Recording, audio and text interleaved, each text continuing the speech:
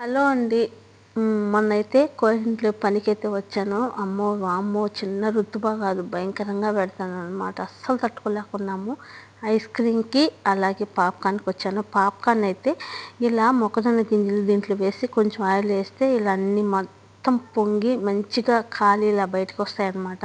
కొంచెం సాల్ట్ వేసి వాళ్ళు అడిగితేనే ఇచ్చేయడమే. ఇక్కడ ఎక్కువ రుతుబా పెడతాననేసి మళ్ళా మక్కినాలైతే లోపలైతే పెట్టించారు కోయట వాళ్ళు. చూసారు కదా, ఇక్కడ కూతురికి పుట్టినరోజు అనేసి ఇక్కడ పిలిపించుకున్నారు.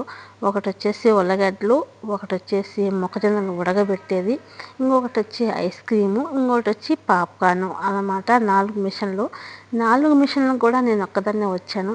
వాళ్ళ పాప పుట్టినరోజు అని డెకరేషన్ అయితే ఇలా చేశారనమాట. చాలా మంచిగా డెకరేషన్ చేశారు.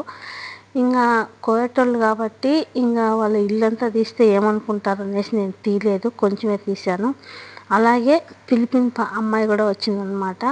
ఆ అమ్మాయి వచ్చేసి పిల్లకాయలను ఆడిచ్చేదానికి వచ్చింది. ఆ అమ్మాయి వచ్చేసి ఒక పనికి వచ్చింది, నేను వచ్చి మక్కినాలకు వచ్చాను అనమాట. వీడియో నచ్చిన లైక్ చేయండి, మన ఛానల్ సపోర్ట్ చేయండి. Okay, bye.